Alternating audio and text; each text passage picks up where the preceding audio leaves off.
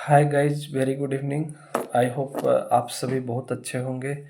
आज हम एक फिर से नए वीडियो लेकर आ रहे हैं। आज एक इम्पोर्टेंट टॉपिक पे बात करेंगे। आज का हमारा जो टॉपिक है नेशनल एजुकेशन पॉलिसी है। जो नया एजुकेशन पॉलिसी बनाया गया है उसमें कुछ अपडेट लाया गया है, उस पर हम बात करेंगे। सबसे पहली बार जो एजुकेशन पॉलिसी अपडेट किया गया था आफ्टर इंडिपेंडेंस, मैं बोलूँ तो 1968 में पहली बार जो है एजुकेशन पॉलिसी को अपडेट किया गया था। उसके बाद थोड़ा मॉडिफिकेशन 1986 में भी किया गया था।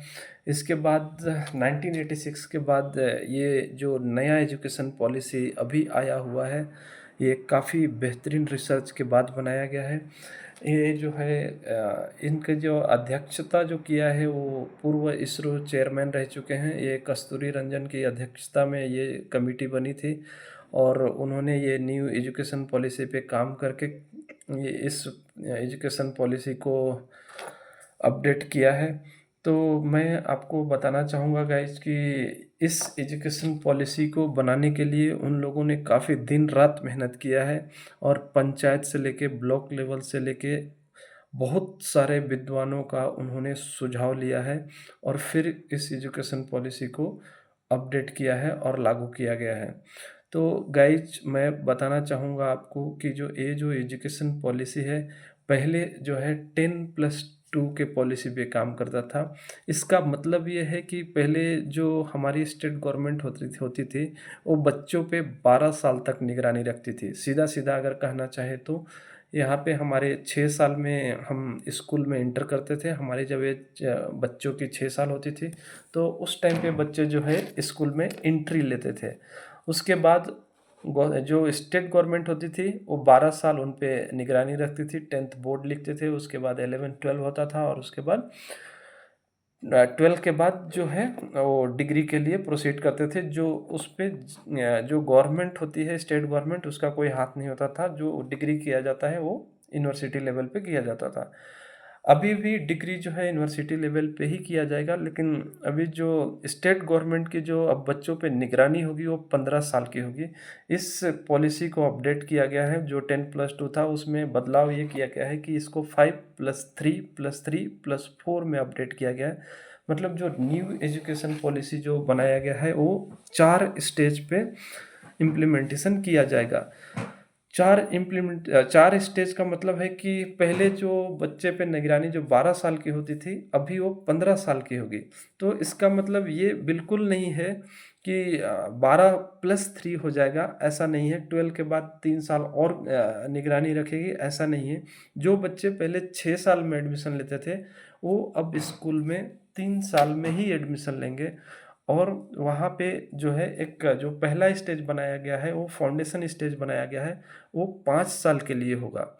मतलब 3 साल में जो बच्चा जो है एडमिशन लेगा और वहाँ पे चौथा साल और पाँचवा साल जो है फर्स्ट क्लास और सेकंड क्लास कंप्लीट करेगा वहाँ पे।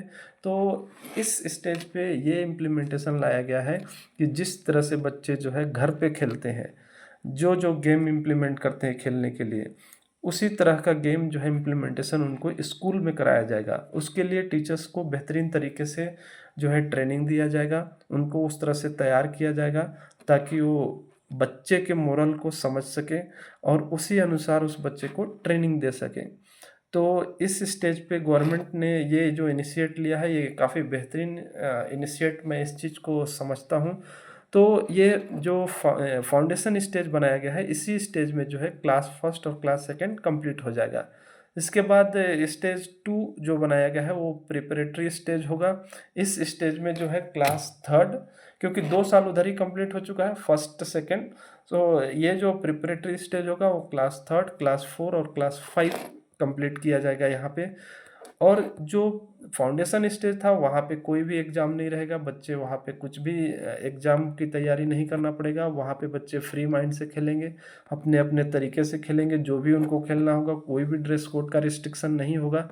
बट ये प्रिपरेटरी स्टेज में थोड़ा सा चेंजेस ये लाया गया है कि यहाँ पे बच्चों को कुछ कुछ किताबी ज्ञान देना शुरू किया जाएगा और किताबों से उनको जोड़ा जाएगा। और यहाँ पे थोड़ा सा पढ़ाई के बारे में बात किया जाएगा बच्चों से और यहाँ पे एग्ज़ाम स्टार्ट किया जाएगा।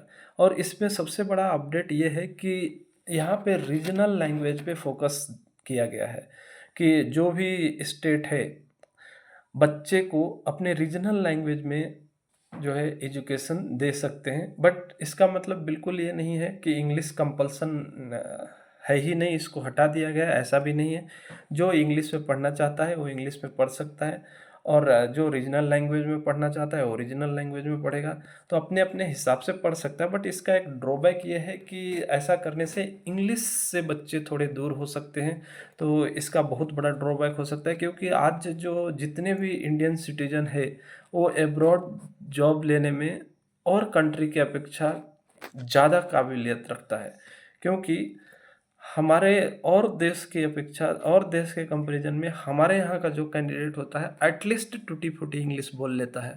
बट बाकी कंट्री में ऐसा नहीं है। अगर मैं सराउंडिंग कंट्री की बात करूँ, चाइना में जो है बड़े बड़े अधिकारी लेवल के जो लोग होते हैं वो भी अच्छे से इंग्लिश नहीं बोल पाते और अमेरिका जैसे कंट्री में जॉब नहीं ले पाते हैं। तो इस केस में हमारा इंडिया बहुत आगे है। तो ये एक ड्रॉबैक इस प्रिपरेटरी स्टेज में मुझे दिखता है।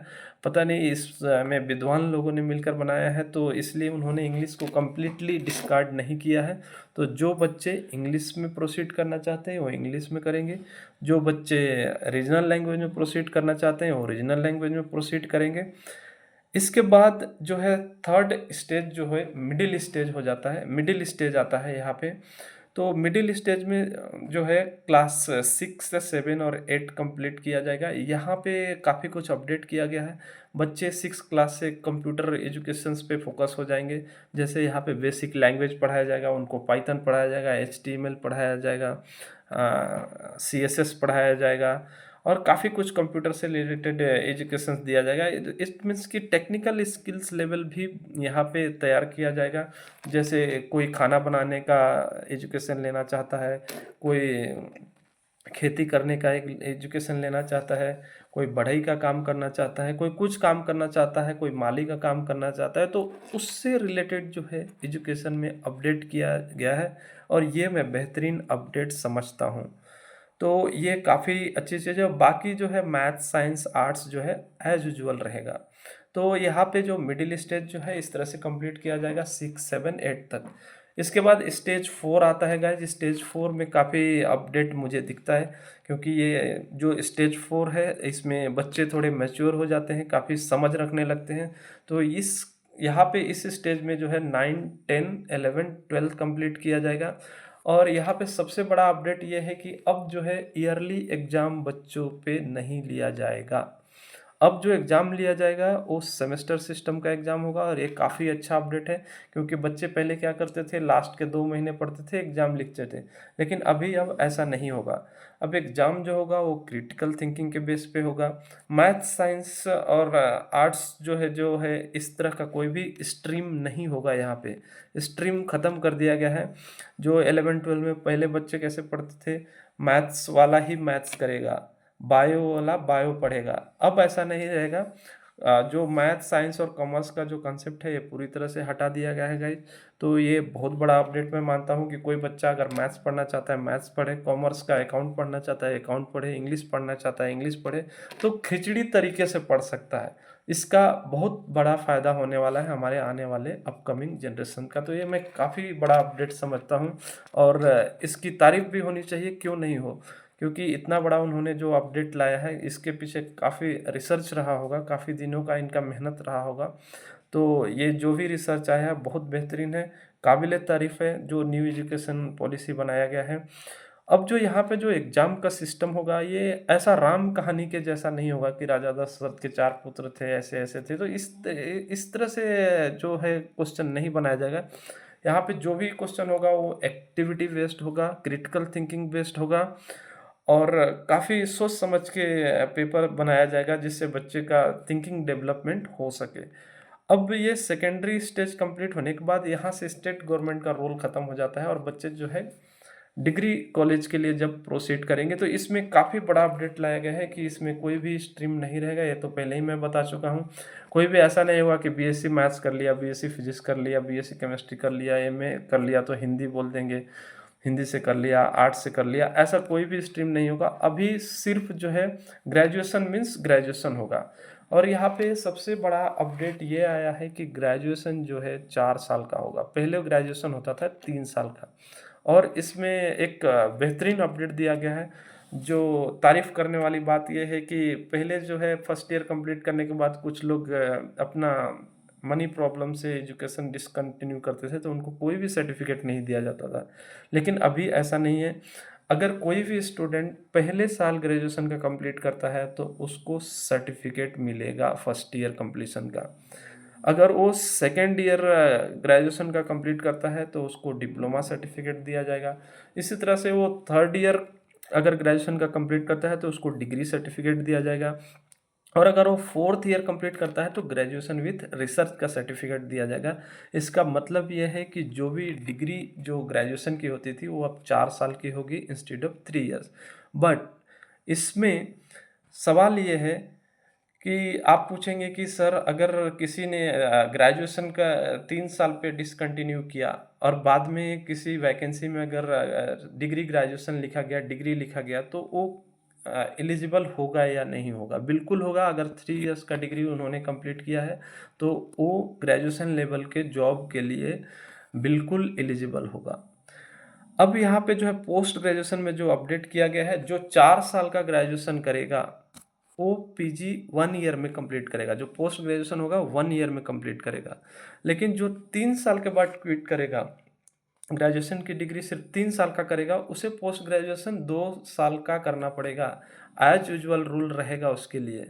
तो इसका सबसे बड़ा अपडेट ये है कि हर एक साल जो कैंडिडेट होगा वो सर्टिफिकेट लेता जाएगा। इसका फ़ायदा ये होगा कि वो री एंट्री कर सकता है। अगर उसको 2 साल के बाद मन किया कि नहीं भाई मैं डिग्री सर्टिफिकेट लूँगा तो वो तीसरे साल एडमिशन लेके वो कंप्लीट कर सकता है। पहले का ऐसा सिस्टम नहीं था, उसको फिर से स्टार्ट करना पड़ता था, फर्स्ट ईयर से स्टार्ट करना पड़ता था और फिर से वो 2-3 साल टाइम वेस्ट करता था। अब ऐसा नहीं है। अगर किसी ने फर्स्ट ईयर कंप्लीट किया है तो वो सेकेंड ईयर से स्टार्ट कर सकता है। अगर किसी ने सेकेंड ईयर कंप्लीट किया है थर्ड ईयर से स्टार्ट कर सकता है। अगर थर्ड ईयर कंप्लीट किया तो फोर्थ ईयर से स्टार्ट कर सकता है। तो it's completely depends upon the candidate. It's good initiate by the government. मैं ऐसा समझता हूँ कि ये बेहतरीन अपडेट है। अब यहाँ पे जो एमफिल की डिग्री है, जो एमफिल पहले जो बच्चे करते थे उसको पूरी तरह से निरस्त कर दिया गया है। और यहाँ पे एमफिल की डिग्री अब नहीं कराया जाएगा, बिल्कुल भी नहीं होगा। और जो पीएचडी है वो एज यूजुअल चलेगा, जैसे पहले चलता था। अभी 4 साल का कर दिया गया है। पहले भी 4 साल 5 साल का चलता ही था। इसमें कुछ ऐसा मैं बड़ा अपडेट नहीं मानता हूँ पीएचडी को लेकर के।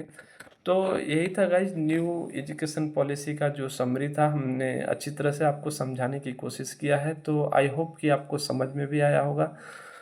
गाइज ये काफ़ी इम्पोर्टेंट टॉपिक था जिस पे मैं बात करना चाह रहा था और आज मैंने बात किया भी है। तो आपको कोई भी डाउट हो तो आप हमसे डायरेक्ट पूछ सकते हैं। मेरे कॉन्टेक्ट नंबर पे डायरेक्ट टच में आ सकते हैं। तो मैंने समझाने की बेहतरीन तरीके से कोशिश की है।